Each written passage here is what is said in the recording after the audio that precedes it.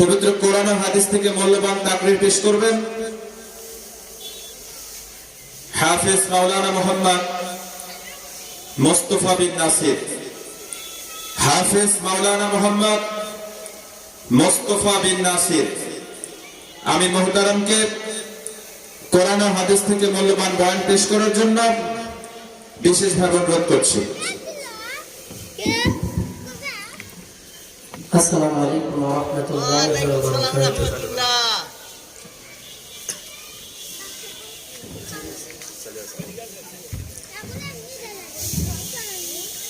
ইন্নাল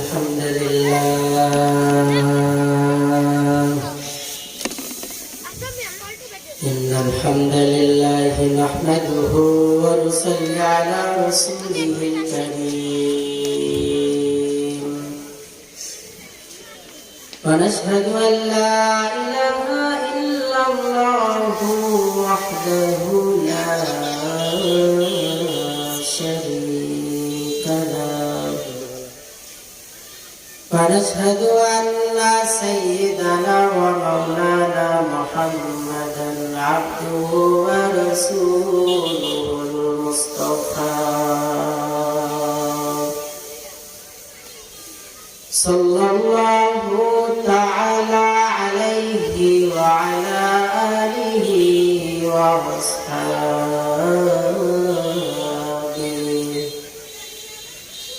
وأصحابه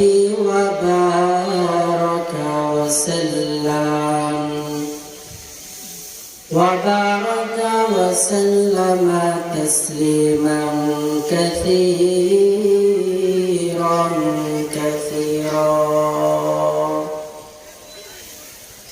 الذي أرسله الله تعالى بالحق بشيرا ونذيرا وداعيا إلى الله بإذنه وسراجا منيرا. أما بعد فأعوذ بالله من الشيطان الرجيم. بسم الله الرحمن الرحيم. إنما يخشى الله من عباده العلماء.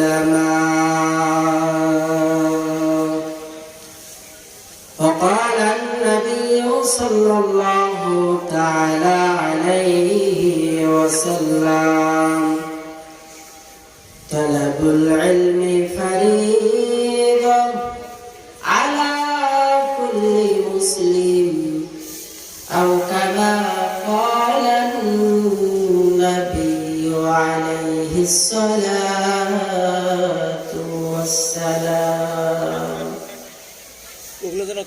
सूरज ने दिया अपने शुआओं को ही पैगाम. सूरज ने दिया अपने शुआओं को ही पैगाम. दुनिया है अजब चीज, कभी सुबह कभी शाम. दुनिया है अजब चीज, कभी सुबह कभी शाम. दुनिया में हो दुनिया का तलबगार नहीं हो. दुनिया में हो दुनिया का तलबगार नहीं हो. बाजार से गुजारो खरीदार नहीं हो. बाजार से गुजारो खरीदार नहीं हो. उल्फत में बराबर के वफा हो के जुफा हो.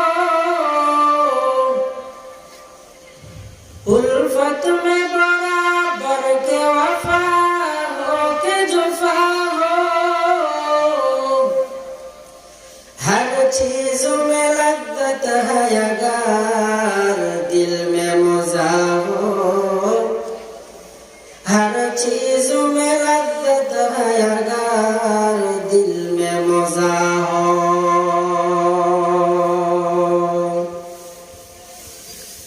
হাজারো ব্যথা বেদনার পরে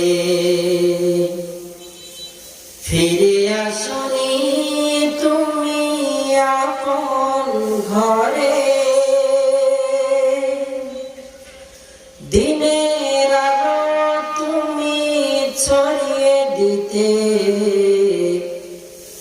চলে গেলে মদিনায় মক্কা ছেড়ে হে রাসূল।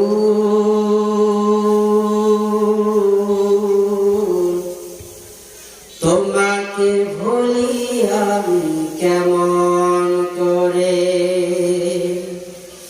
হে রাসূল।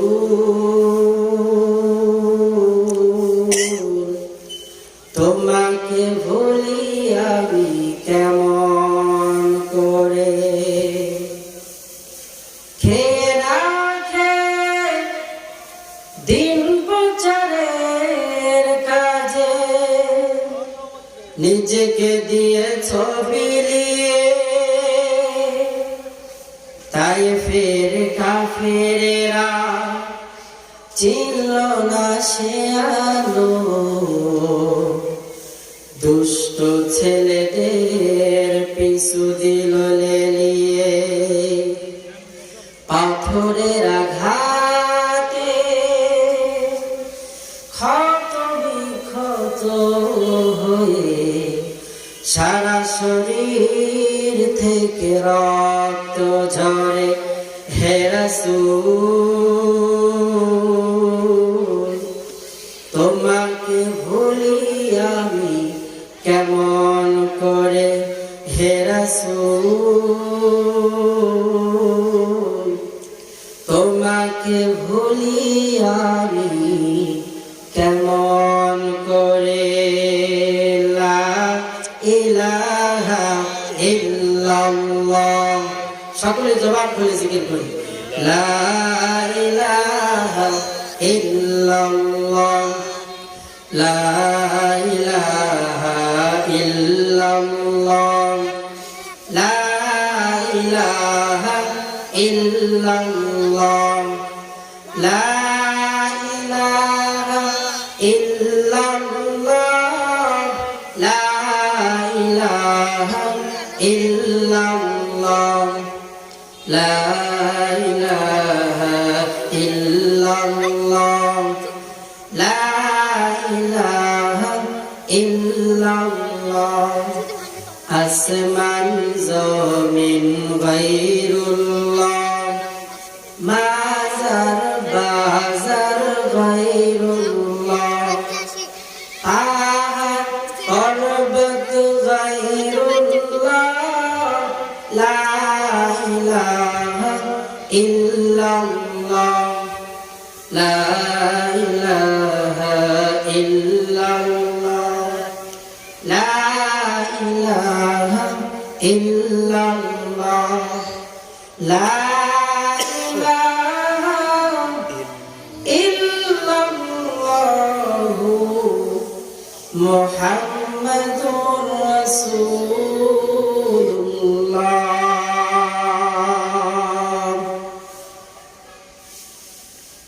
আলহামদুলিল্লাহ, কাফুরা পূর্বপাড়া জামে মসজিদের উদ্যোগে বিশাল ইসালে সব সভার আজ 25শে ডিসেম্বর 2024 বরকতপূর্ণ এই মজলিসের সম্মানিত সভাপতি, প্রধান অতিথি, বিশেষ অতিথিবৃন্দ, মুআজ্জাজ মুকাররম জাতির মাঝার নিকট আরসতুল আম্বিয়া হযরত উলামায়ে কেরাম, আজকের এই মাহফিল অক্লান্ত পরিশ্রম করে যারা সাজিয়েছেন, আল্লাহ পাক সকলের সকল শ্রমকে জান্নাতের বিনিময়ে কবুল করেন, সকলে বলে আমিন। আমি কোরআন কারীমের আয়াতের মধ্যে হতে একটি আয়াতে কারীমা তেলাওয়াত করেছি। রাসূল কারীম সাল্লাল্লাহু আলাইহি ওয়াসাল্লামের অসংখ্য অগণিত অমিবাড়ি হাদিসের ভান্ডারের মধ্যে হতে একটি হাদিস পাঠ করেছি। তেলাওয়াতকৃত আয়াত ও হাদিসকে সামনে রেখে সময়ের সংক্ষিপ্ত পরিসরে কিছু কথা বলার চেষ্টা করা হবে ইনশাআল্লাহ।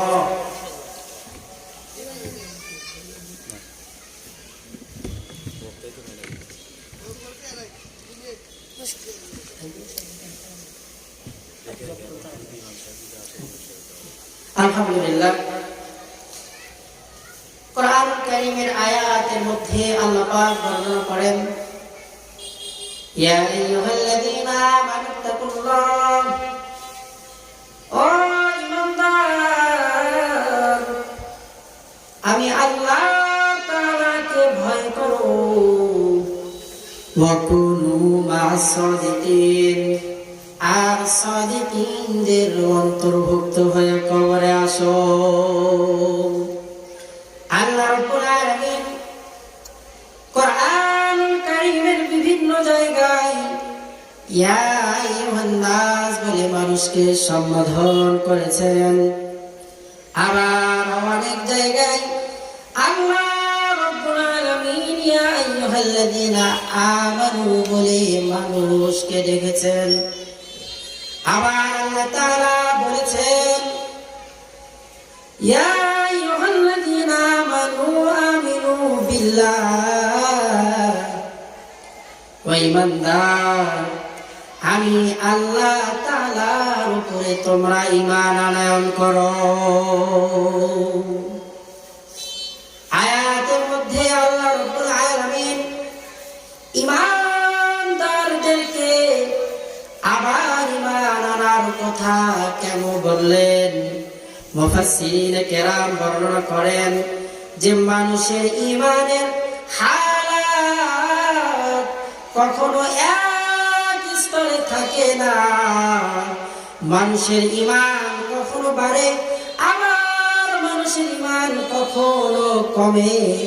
যখন মানুষের ঈমান বেড়ে যায় তখন মসজিদে আযান হয়ে যাওয়ার সঙ্গে সঙ্গে কোন ঈমানদার আযান শোনার পরে মসজিদে না এসে সে ঘরে বসে থাকতে পারে না। ঈমান আনতে হবে, আমানতু বিল্লাহ, আল্লাহ পাকের উপর ঈমান আনতে হবে, ওয়া মালাইকা, সমস্ত ফেরেশতাদের উপরে ঈমান আনতে হবে, ওয়া কুতুবিহি, আল্লাহ তাআলা যত কিতাব নাযিল করেছেন সমস্ত কিতাবের উপরে আমাদেরকে ঈমান আনয়ন করতে হবে। রাসূলিহি, আল্লাহ রাব্বুল আলামিন মানুষের হেদায়েতের জন্য, মানুষকে জাহান্নামের আগুন থেকে বাঁচানোর জন্য রব্বুল আলামিন যুগে যুগে লক্ষাধিক নবী রাসূল দুনিয়াতে পাঠিয়েছেন। সমস্ত নবী এবং রাসূলের প্রতি আমাদের ঈমান আনয়ন করতে হবে, তাহলে সেই মুমিন এক নাম্বার মুমিন। ঈমান আনতে হবে কোরআনুল কারীমের প্রতি। আল্লাহ রাব্বুল আলামিন পৃথিবীতে বড় বড় 104 খানা কিতাব নাযিল করেছেন। এর মধ্যে সর্বপ্রথম নবী, সর্বপ্রথম মানব বাবা আদমকে আল্লাহ তাআলা 10টি সহিফা দিয়ে দুনিয়ায় পাঠিয়েছিলেন। এরপরে আল্লাহ তাআলা নবী ইব্রাহিমকে আরো 10টি সহিফা দিয়ে দুনিয়াতে পাঠিয়েছিলেন। আমার ভাইরা আমার, এরপরে আল্লাহ রাব্বুল আলামিন ইদ্রিস নবীরে 30টি সহিফা দিয়েছিলেন। শীশ আলাইহিস সালামকে আল্লাহ তাআলা 50টি সহিফা দিয়েছিলেন। সর্বশেষ 4টি বড় বড় কিতাব আল্লাহ রাব্বুল আলামিন মুসা নবীর প্রতি তাওরাত নাযিল করেছেন। এরপরে দাউদ নবীর প্রতি আমার তাআলা জাবুর নাযিল করেছেন, ঈসা নবীর প্রতি আল্লাহ রাব্বুল আলামিন ইনজিল কিতাব নাযিল করেছেন। সর্বশ্রেষ্ঠ নবী আমার নবী, আপনার নবী জনাবে মুহাম্মদ মুস্তাফা সাল্লাল্লাহু আলাইহি ওয়াসাল্লামের প্রতি আমার আল্লাহ তাআলা সর্বশ্রেষ্ঠ মহাগ্রন্থ আল কোরআনুল কারীম নাযিল করে দিয়েছেন। কোরআনুল কারীম এমন একটি কিতাব, যে কিতাবের শুরুতে আল্লাহ রাব্বুল আলামিন চ্যালেঞ্জ সুরে বললেন, যালিকাল কিতাবু লা রাইবা ফীহি হুদাল লিল মুত্তাকিন। আল্লাহু আকবার। আমার ভাইরা, আল্লাহ তাআলা বলে দিলেন, যালিকাল কিতাব, ওই কিতাব যে কিতাবের মধ্যে কোনো ভুল নেই, কোনো ভেজাল নেই, কোনো সন্দেহ নেই, কোনো সংশয় নেই। আর এই কিতাব আল্লাহ রাব্বুল আলামিন হুদাল লিল মুত্তাকিন, মুত্তাকিনদের জন্য পথ প্রদর্শন করে পাঠিয়েছেন। যালিকাল কিতাব মানে ওই কিতাব। ওই কিতাব মানে কোন কিতাব? কিতাব তো আমাদের একেবারে সন্নিকটে, কাছে কিনা বলেন? এই যে এখানে কিতাব, প্রত্যেকের বাড়িতে বাড়িতে সর্বশ্রেষ্ঠ মহাগ্রন্থ আল কোরআন, মসজিদের তাকে তাকে তাকে তাকে আল কোরআন। কিন্তু আল্লাহ রাব্বুল আলামিন শুরুতেই যালিকাল কিতাব, ওই কিতাব, ওই কিতাব কেন বললে? মুফাসসিরিনে কেরাম বর্ণনা করেন, ও কিতাব মানে আল্লাহ তাআলা লাউহে মাহফুজ যে কিতাব সংরক্ষণ করে রেখেছেন, যালিকাল কিতাব বলে আল্লাহ তাআলা লাউহে মাহফুজের কিতাবকে বুঝিয়েছে। যালিকাল কিতাব মানে বাবা আদম থেকে আমার নবী জনাবে মুহাম্মদ মুস্তাফা সাল্লাল্লাহু আলাইহি ওয়াসাল্লাম পর্যন্ত বড় বড় 103 খানা কিতাব আল্লাহ তাআলা মানুষের হেদায়েতের জন্য পাঠিয়েছেন। আর একটা কিতাবকে আল্লাহ রাব্বুল আলামিন শেষে আমার নবীর উপরে নাযিল করেছেন, আর ঘোষণা করে দিয়েছেন, আমি আল্লাহ তাআলা মানুষের হেদায়েতের জন্য যত কিতাব, যত সহিফা নাযিল করেছি, সমস্ত কিতাবের সব গুণাবলী আমি আল্লাহ তাআলা কোরআনুল কারীমের মধ্যে ঢুকাইয়া দিয়া সমস্ত কিতাবের চাইতে কোরআনের শান মান মর্যাদা আমি আল্লাহ বুলন্দ করে দিয়েছি। সুবহানাল্লাহ। কোরআন এমন একটি কিতাব, যে কিতাব সর্বশ্রেষ্ঠ মহামানব। আমরা উম্মত, আমরা দামি। ভিন্ন কোন উম্মত আমার নবীর উম্মতের চাইতে কি দামি? না। কেন? তারা আমার নবীর মতো নবী পায় নাই। ভিন্ন কিতাব ও কিতাব এত দামি নয়, কিন্তু কোরআনুল কারীম এমন একটি কিতাব, যে কিতাবকে আল্লাহ তাআলা আমার রাসূল জনাবে মুহাম্মদ মুস্তাফা সাল্লাল্লাহু আলাইহি ওয়াসাল্লামের উপরে নাযিল করলেন। আর কোরআনের শান মান মর্যাদা সব বাড়িয়ে দিলেন সমস্ত কিতাবের চাইতে। কেমন রাসূল আমার? রাসূল যতক্ষণ পর্যন্ত জান্নাতের গেটে গিয়ে ঠকা না দিবে, ততক্ষণ পর্যন্ত জান্নাতের দরওয়াজা খুলবে না। বিচার শেষ হয়ে যাবে, আল্লাহ রাব্বুল আলামিন জান্নাতীদেরকে জান্নাতে যাওয়ার পারমিশন দিবে। সর্বপ্রথম আল্লাহ তাআলা জানিয়ে দিবেন, হাবিব আমার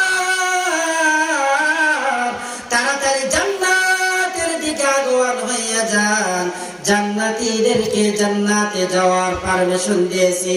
কিন্তু গো দয়ার নবী, মায়া নবী, হাবিব আমার, ওই জান্নাতের প্রধান গেটে আমি আল্লাহ তাআলা একটা ফেরেশতা নিযুক্ত করে রেখেছি। ওই ফেরেশতাকে বলে দিয়েছি, মুহাম্মদ নবী, আমার একটা দোস্ত আছে রে, মুহাম্মদ নামে আমার একটা হাবিব আছে। আমার হাবিব মুহাম্মদ যতক্ষণ না পর্যন্ত এই জান্নাতের গেটের সামনে এসে সালাম না দিবে, এই জান্নাতের গেটে সে লক না করবে, ততক্ষণ পর্যন্ত ফেরেশতা তুমি জান্নাতের গেট খুলবে না। আমার পয়গম্বর জান্নাতের গেটের সামনে দাঁড়িয়ে থাকবে আর সালাম প্রদান করবে, কে আছো রে ভেতরে, আমার উম্মতকে নিয়ে আমি জান্নাতে দাখিল হতে চাই। সঙ্গে সঙ্গে ভেতর থেকে আওয়াজ আসবে, আপনাকে? আমার পয়গম্বর বলবে, আমি মুহাম্মদ, জান্নাতের গেটের দারোয়ান। ডাক দিয়ে বলল, মুহাম্মদ, জান্নাত বানানোর পরে আল্লাহ তাআলা আমার এখানে দাঁড় করিয়ে রেখেছেন, আর আমার কানে কানে কানে কানে বলে দিয়েছেন, মুহাম্মদ ছাড়া দুনিয়ার যত বড়ই মানবার দামে হোক না কেন, মুহাম্মদ ছাড়া আমার জান্নাতের ভেতরে কেউ যেন আগে ঢুকতে না পারে। আমার পয়গম্বর জান্নাতের গেটে সালাম প্রদান করবে। পয়গম্বর সর্বপ্রথম জান্নাতে তাশরীফ নেবেন। এরপরে সাহাবারা জিজ্ঞাসা করলেন, ও নবী, এরপরে কে জান্নাতের ভেতরে প্রবেশ করবে? আমার পয়গম্বর জানিয়ে দিলেন, আমার যত উম্মত আছে, দুনিয়াতে যত উম্মত আছে, সমস্ত উম্মতের মধ্যে আমার সবচাইতে কাছের বন্ধু, আমার সবচাইতে কাছের মানুষ আবু বকর হলো উম্মতের মধ্যে সবচাইতে আগে জান্নাতে দাখিল হবে। নবীজির মধ্যে আমার নবী আগে জান্নাতে যাবে। উম্মতের মধ্যে ইসলামের প্রথম খলিফা আবু বকর আগে জান্নাতে যাবে, এরপরে সবাই যাবে। আমার পয়গম্বরের শান মান তো আবু বকরের মতো মানুষ যে ছিল আইয়ামে জাহিলিয়াতের জাহিলি যুগের মধ্যে, আল্লাহর নবীর সহবতে আল্লাহ তাআলা এত দামি বানিয়ে দিলেন যে সমস্ত উম্মতের মধ্যে, উম্মতে মুহাম্মাদের মধ্যে আল্লাহ তাআলা সবার প্রথম জান্নাতে যাওয়ার পারমিশন দিবেন হলো আবু বকরকে। সুবহানাল্লাহ। আমার রাসূলের সঙ্গে থাকার কারণে আবু বকর দাবি হয়ে গেছে, আমার নবীর উম্মত হওয়ার কারণে আমরা উম্মত দাবি হয়ে গেছি। পৃথিবীতে আল্লাহ তাআলা যত কিতাব নাযিল করেছেন, সমস্ত কিতাব ও কিতাব কোরআনুল কারীম ও কিতাব। কোরআনুল কারীম আমার রাসূলের উপরে নাযিল হওয়ার কারণে কোরআনুল কারীমকে আল্লাহ তাআলা দামি বানিয়ে দিয়েছেন। আচ্ছা বলেন তো, রাসূল দামি না কোরআন দামি? রাসূল দামি। কথা বলেন, রাসূল দামি না কোরআন দামি? রাসূল দামি। কারণ রাসূল মদিনাতে, কোরআন মদিনায়। রাসূল মক্কাতে, কোরআন মক্কায়। রাসূল গার হিরায়, কোরআন গার হিরায়। রাসূল যেখানে, কোরআন সেখানে। এজন্য কোরআনুল কারীম দুই ভাগে বিভক্ত, এক মাক্কি ও 2 নম্বর মাদানিয়া। রাসূলের মক্কার জিন্দেগিতে যে সমস্ত সূরা নাযিল হয়েছে মাক্কিয়া, রাসূলের মদিনার জিন্দেগিতে যে সমস্ত সূরা নাযিল হয়েছে ওই সমস্ত সূরাগুলো মাদানিয়া বলে আল্লাহ তাআলা শুরু করেছেন। রাসূল আকরাম সাল্লাল্লাহু আলাইহি ওয়াসাল্লামের কারণ কারণে আমরা উম্মত এত দামি হয়ে গেছি। ওই রাসূলের ভালোবাসা আমাদের অন্তরে আছে? কথা বলেন, ভালোবাসা আছে? ভালোবাসা আমাদের মাঝে যে কত রাসূলের প্রতি আমাদের মুখের দিকে তাকালে টের পাওয়া যায়। যার মুখের দিকে তাকায় শুধু সফা সফা, রাসূলের ভালোবাসা অন্তরের মধ্যে নাই। রাসূলকে গালি দেওয়া হয় ময়দানে, একজনকেও খুঁজে পাওয়া যায় না। রাসূলের ভালোবাসা ইশক মহব্বত যদি অন্তরের ভেতরে থাকতো, রাসূলকে গালি দেওয়া হয়, অথচ সেই বেঈমানদের ফাঁসির দাবিতে আমরা রাস্তায় নামতে পারি না। কথা বলেন ঠিক কিনা? রাসূলের ভালোবাসায় সাহাবারা তাদের জীবন বিলিয়ে দিয়েছে। রাসূল কারীম সাল্লাল্লাহু আলাইহি ওয়াসাল্লাম জিহাদের ডাক দিয়েছে যে জিহাদের ময়দানে সাহাবারা চলে আসো। সঙ্গে সঙ্গে সাহাবারা সব ফেলে রেখে জিহাদের ময়দানের দিকে দৌড় মারছে। আল্লাহর নবীর সাহাবী হযরতে সাদ রাদিয়াল্লাহু তাআলা আনহু মদিনার মধ্যে সবচাইতে কালো যুবক।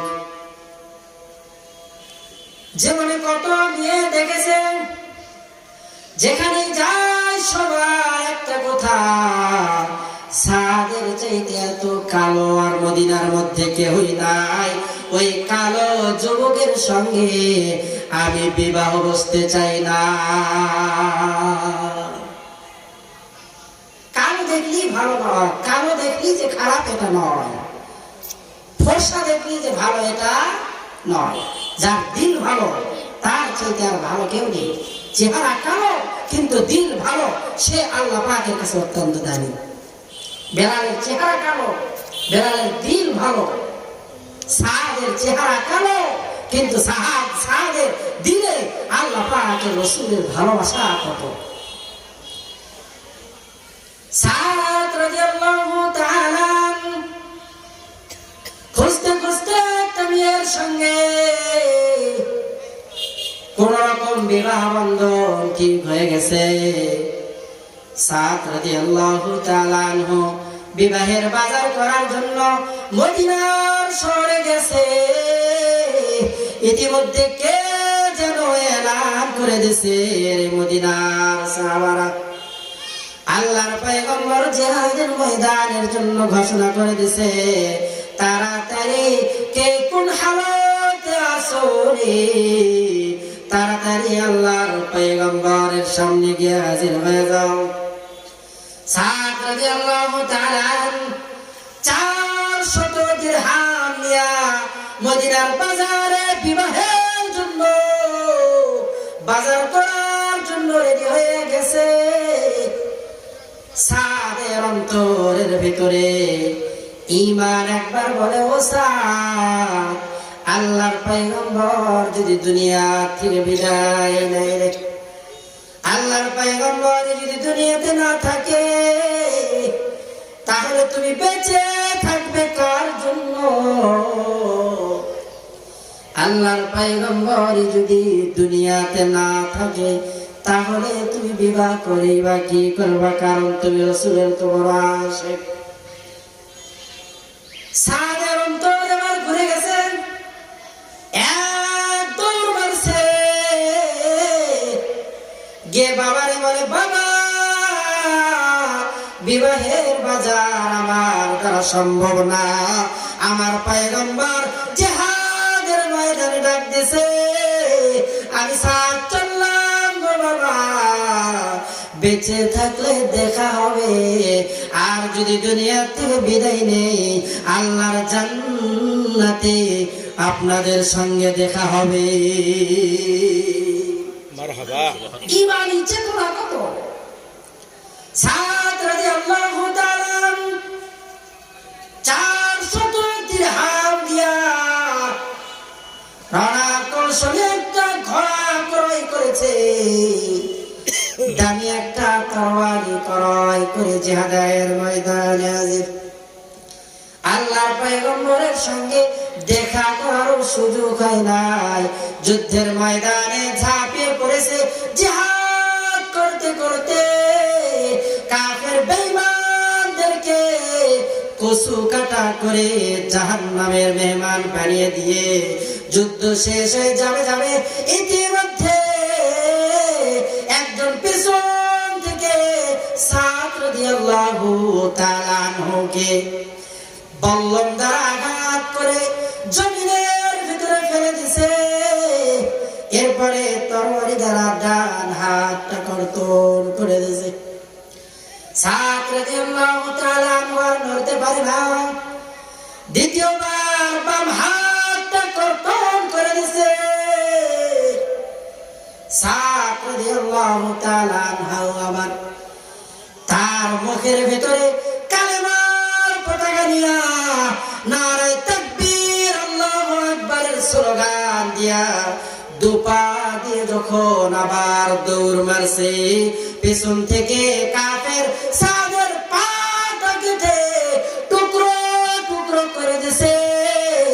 এক পর্যায়ে সাদ রাদিয়াল্লাহু তাআলা আনহু শাহাদাতের পেয়ালা পান করে দুনিয়া থেকে বিদায় নিয়ে চলে গেছে। আল্লাহর পয়গম্বরকে বলছে, আল্লাহর নবী, আজকে কত সাহাবী শহীদ হয়েছে, কিন্তু এর মধ্যে আপনার সাদও কিন্তু শহীদের মর্যাদা নিয়ে দুনিয়া থেকে বিদায় গ্রহণ করছে। আল্লাহর পয়গম্বর বললেন, কোন সাদ? ও আল্লাহর নবী, যে সাদকে কোনো মেয়ে পছন্দ করতো না, কিন্তু আল্লাহর নবী আপনার প্রস্তাবে একটা মেয়ে পছন্দ করেছে, সাদকে বিবাহ করার জন্য রাজি হয়ে গেছে। আজকে বিবাহ করার সময় ছিল গো নবী, কিন্তু সাদ বিবাহের জন্য না গিয়ে জিহাদের ময়দানে দৌড় মারছে। আল্লাহর পয়গম্বর শোনার সঙ্গে সঙ্গে সাদকে খুঁজতেছে। খুঁজতে খুঁজতে সাহাবায়ে কেরাম বলে, ওগো আল্লাহর নবী, তাকিয়ে দেখে আপনার সাদের ডান হাত নাই, বাম হাত নাই। ও নবী, ওগো আল্লাহর নবী, ডান পাও নাই। ওগো আল্লাহর নবী, বাম পাটা ওই কাফের গুলো কেটে শুধু বডিটা রাখছে। গো নবী, আল্লাহর পয়গম্বর চোখের পানি আর ধরে রাখতে পারলেন না, সঙ্গে সঙ্গে কান্না করলে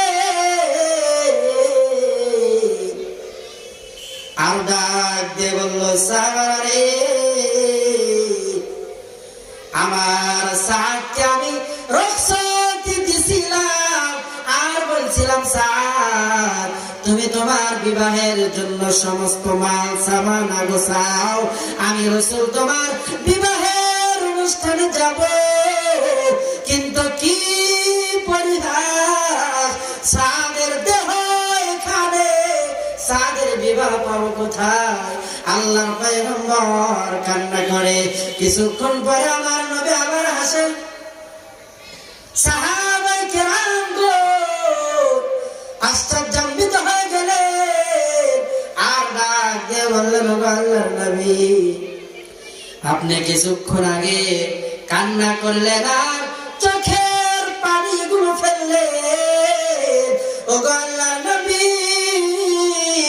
এখন আপনার আবার কি হইল যে আপনি মুস্কি মুস্কি হাসেন? আল্লাহর পয়গম্বর বলে, ও আমার সাহাবারা, আমি মুহাম্মদ আমার এই নবুয়তের চোখ দিয়ে যা দেখি তোমরা তা দেখো না। আমি এই জন্য কান্না করলাম যে আমার সাদ যদি আজকে জিহাদের ময়দানে না আসতো, আল্লাহ সাদের প্রতি নারাজ হইতো না, কারণ আমি রাসূল, আমি নবী, তাকে রুখসত দিছি। তারপরে সাদ জিহাদের ময়দানে, যুদ্ধের ময়দানে সে শহীদের পেয়ালা পান করছে।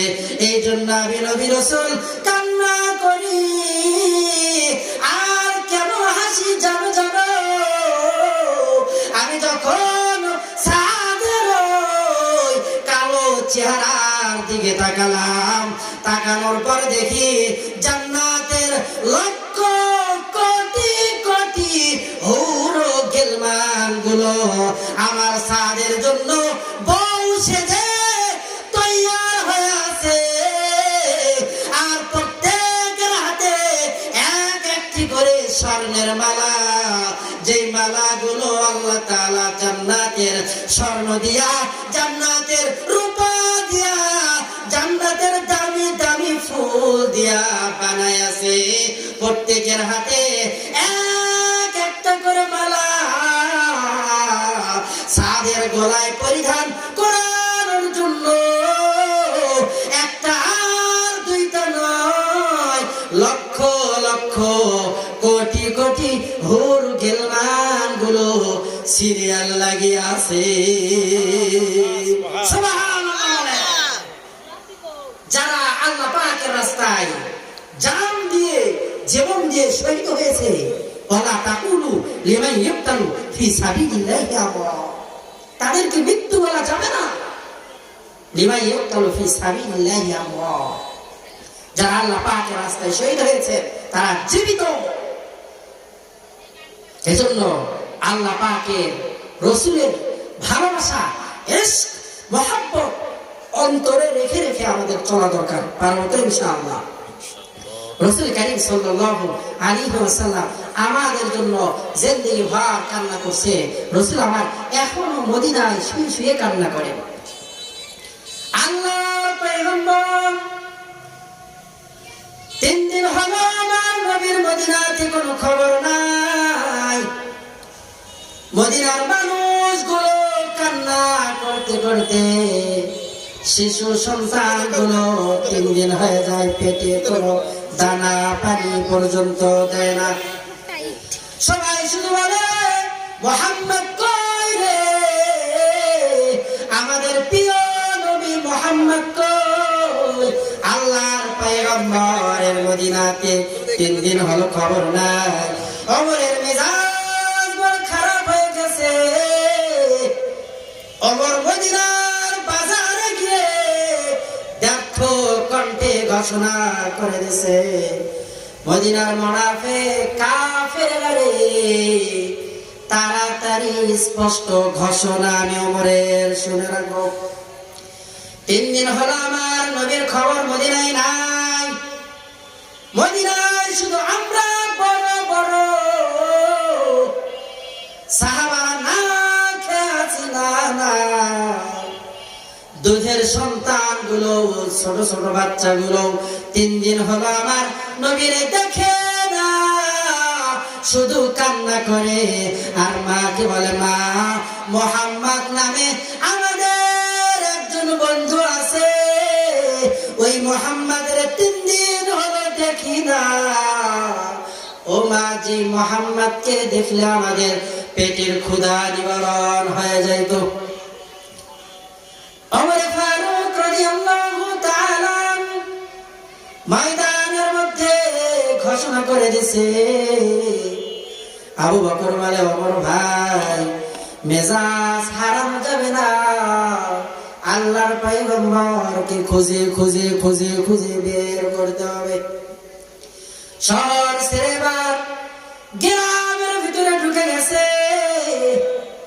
যাইতে যাইতে একটি মরুভূমির ভিতরে গাছের নিচে তাকিয়ে দেখে একজন রাখাল আসমানের দিকে তাকিয়ে আছে, আর তার চক্ষু দিয়ে টপ টপ করে পানি পড়ে।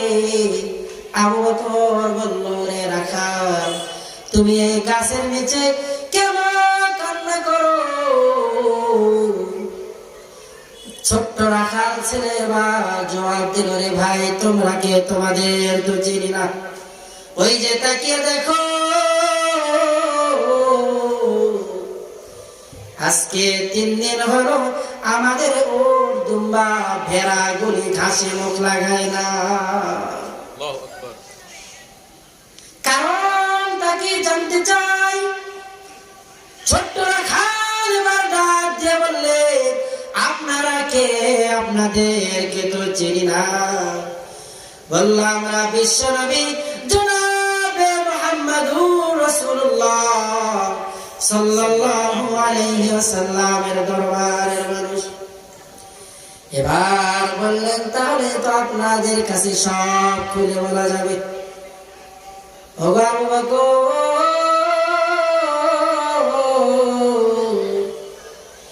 আজকে 3 দিন হলো ওই গুহার ভিতরে কে যেন রব্বে হাবলি উম্মতি উম্মতি উম্মতি বলে কান্না করে রে।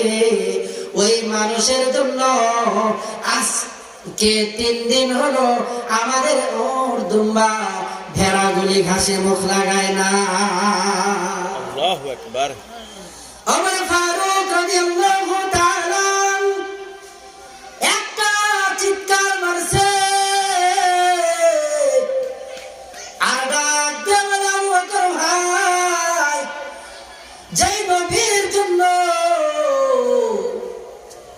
আমার আল্লাহ স্বয়ং পাগল, ওই নবীর জন্য আমার বিশ্বাস এই সমস্ত দুম্বা ভেড়াগুলি খানা পিনা ছেড়ে দিয়েছে। এটা আমার রাসূল ছাড়া আর কেউ নয়। এক দৌড়ে গর্তের কিনারায় দাঁড়িয়ে গেছে। তাকানোর পর দেখে আমার আপনার নবী, আখির জামানার নবী জনাবে মুহাম্মদ মুস্তাফা উম্মতি উম্মতি উম্মতি বলে কান্না করে। আবু বকর সিদ্দিক ডাক দিয়ে বলে, ও আল্লাহর নবী, এই পুরা মক্কার মধ্যে, পুরা মদিনার মধ্যে, ও নবী, আমি আবু বকরের চাইতে আপনার কাছে আর আপনার বন্ধু আর কেউ নাই। আমি আবু বকরের চাইতে আপনার কাছের মানুষ আর কেউ নাই। ওগো নবী, 3 দিন হলো মদিনা আপনার খবর নাই। ওগো আল্লাহর নবী, তাকে দেখেন 3 দিন হলো আমাদের পেটের কোনো দানা পানি যায় না। ওগো আল্লাহর নবী, মাথা উঠান। আমি আবু বকরের জিন্দেগীর সমস্ত আমল আপনার গুনাহগার উম্মতের নাজাতের জন্য দান করে দিলাম। সুবহানাল্লাহ। এরপরে আমার নবী মাথা উঠাই না। আমার ভাইরা, খুব খেয়াল করে শ্রবণ করতে হবে। ওমর ফারুক রাদিয়াল্লাহু তাআলা আমার পয়গম্বর শিরকে ধরে আর ডাক দিয়ে বললেন, পানের নবী আমার, আপনার কাল্লা কাটার জন্য ওই মদিনায় দৌড় মারছি, কিন্তু প্রাণের নবী আপনার সুন্দর চেহারা দেখে আমি ওমর মুসলমান হয়ে গেছি। একটাবার আমি ওমরের দিকে তাকিয়ে দেখে আমি ওমরের চেহারা স্বাভাবিক নাই। আজকে 3 দিন হলো আপনাকে খুঁজতে খুঁজতে আমরা পাগল হয়ে গেছি। পেটে কোনো দানা পানি নাই। ওগো আল্লাহর নবী, মাথা উঠান। আল্লাহর পয়গম্বর মাথা উঠায় না। ওমর ফারুক ডাক দিয়ে বলল, ওগো আল্লাহর নবী, আপনি সাক্ষী থাকে আপনার গুনাহগার উম্মতের জন্য আমি ওমরের জিন্দেগীর ভিতরে যত আমল আছে সমস্ত আমলগুলো আপনার গুনাহগার উম্মতের নাজাতের জন্য দান করে দিলাম। সুবহানাল্লাহ। আমার পয়গম্বর পরও মাথা উঠায় না। আবু বকর দৌড় মারছে। ডাকে ফাতেমা রাদিয়াল্লাহু তাআলা আনহাকে বলে, আমার নবীর খোঁজ পাওয়া গেছে, কিন্তু তুমি ফাতেমা ছাড়া আমার পয়গম্বর কেমন হয় ফিরানো সম্ভব নয়। ফাতেমা রাদিয়াল্লাহু তাআলা গুহার কিনারায় দাঁড়িয়ে বলে, ওগো প্রাণের বাবা আমার, এই পুরা মক্কা আমাকে আপনি বড় মোহাব্বত করেন আর ভালোবাসেন, কারণ ছোট মেয়ের প্রতি বাবার ভালোবাসা কম না বেশি? বেশি। কথা বলেন, কম না বেশি? যে মেয়েটা একটু ছোট হয় তার প্রতি বাবার ভালোবাসা একটু গাঢ় আর বেশি হয়। আল্লাহর নবীর ছেলে দুনিয়া থেকে আগে ইন্তেকাল করেছে। 4 জন মেয়ের মধ্যে সর্বশেষ মেয়ে নবীজির মেয়ে ফাতেমা নবীজির কিনারায় গিয়ে দাঁড়িয়ে বলে, ও গো বাবা, মাথা ওঠা। আর তাকে দেখেন আমি ফাতেমা শুধু নয়, তাকে দেখেন আপনার কলিজার টুকরো হাসান আর হোসেন আজকে 3 দিন হলো কোন দানা পানি মুখে দেয় না, শুধু কান্না করে আর বলে, নানাই কই, আমার নানাই কই, আমার নানাই কই, নানাকে ছাড়া তো আমরা খাবার খাবো না। নানা নানা করে আর কান্না করে গো বাবা। ওই হাসান হোসেনের মুখের দিকে কাল্লা উঠিয়ে একটা বার তাকান, আমার পয়গম্বর মাথা উঠে না। ফাতেমা রাদিয়াল্লাহু তাআলা আনহা ডাকতে বললেন, ও গো আল্লাহ, আপনি সাক্ষী থাকেন আমার বাবার উম্মতের নাজাতের জন্য আমি আমার কলিজার টুকরো হাসান আর হোসেনকে আমার বাবার উম্মতের নাজাতের জন্য কুরবানি করে দিলাম। আল্লাহু আকবার। হাসান হোসেনকে আমরা উম্মতের জন্য, তার মা আমাদের জন্য কুরবানি করে দিলেন। এজন্য হাসান রাদিয়াল্লাহু তাআলা আনহু বিষ খেয়ে শহীদ হয়ে দুনিয়া থেকে বিদায় নিয়ে চলে গেছেন। হোসেন রাদিয়াল্লাহু তাআলা কারবালার প্রান্তরে শহীদ হয়ে গেছে। এই কথা বলার সঙ্গে সঙ্গে আল্লাহ পাকের আরশ কেঁপে উঠছে। আল্লাহ তাআলা ডাকতে বলে, জিবরাইল তাড়াতাড়ি আমার নবীর নিকটে যাও, আমার আরশের ভিতরে কাঁপুনি উঠছে। যদি এখন আমার পয়গম্বর সিজদা থেকে মাথা না উঠায় তাহলে আমার আরশের ভিতরে কম্পন সৃষ্টি হয়ে যাবে। জিবরিল আমিনের আগমন, আল্লাহর নবীর মাথা উঠান, আল্লাহ তাআলা আপনাকে রাজি খুশি করবেন। আল্লাহর পয়গম্বর বললেন, আমার একটা উম্মত জাহান্নামে থাকা পর্যন্ত আমি রাসূল খুশি হব না। আল্লাহ তাআলা জানিয়ে দিলেন, ও আল্লাহর নবী, ও আমার নবী, ওই কিয়ামতের ময়দানে মালিক বাদশা হলাম, কিয়ামতের ময়দানে মালিক হলাম আমি আল্লাহ তাআলা। আর ওই কিয়ামতের ময়দানে বাদশাহী আপনি মুহাম্মাদের, আপনাকে শাফাআত করার পারমিশন দেওয়া হবে। একটা একটা একটা একটা উম্মতকে আপনি শাফাআত করে জান্নাতের মেহমান বানিয়ে দিবে।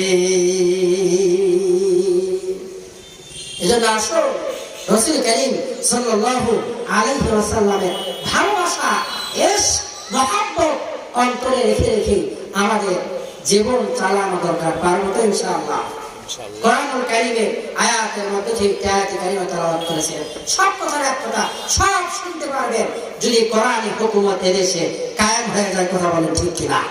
আল্লাহু আকবার। কোরআনী বিধান কায়েম করতে যদি ডাক আসে আল্লাহ বা মামুনুল হকের পক্ষ থেকে, যদি ডাক আসে শায়েখে চরমনার পক্ষ থেকে, যদি ডাক আসে আমিরে হেফাজত জামাতের পক্ষ থেকে, তাহলে টেকনাফ থেকে তেতুলিয়া পর্যন্ত, বর্ষা থেকে পাগলিয়া পর্যন্ত সমস্ত মুমিন মুসলমান একজোট হয়ে ময়দানে ঝাঁপিয়ে পড়ে কোরআনের বিজয় সুনিশ্চিত করবো ইনশাআল্লাহ। আল্লাহ তাআলা আমাদের সবাইকে কোরআনী বিধান অনুযায়ী জীবন যাপন করার জন্য তৌফিক দান করেন। ওয়া তৌফিক ইল্লা বিল্লাহ। আসসালামু আলাইকুম ওয়া রাহমাতুল্লাহি ওয়া বারাকাতুহু। আলহামদুলিল্লাহ, ধন্যবাদ মাওলানা মোস্তফা বিন নাসিরকে তার মূল্যবান বয়ান পেশ করার জন্য। আল্লাহ রাব্বুল আলামিন আমাদের সকলকে তার আলোচনার আলোকে জীবন করার তৌফিক দান করুন। সম্মানিত এলাকাবাসী, ইনশাআল্লাহ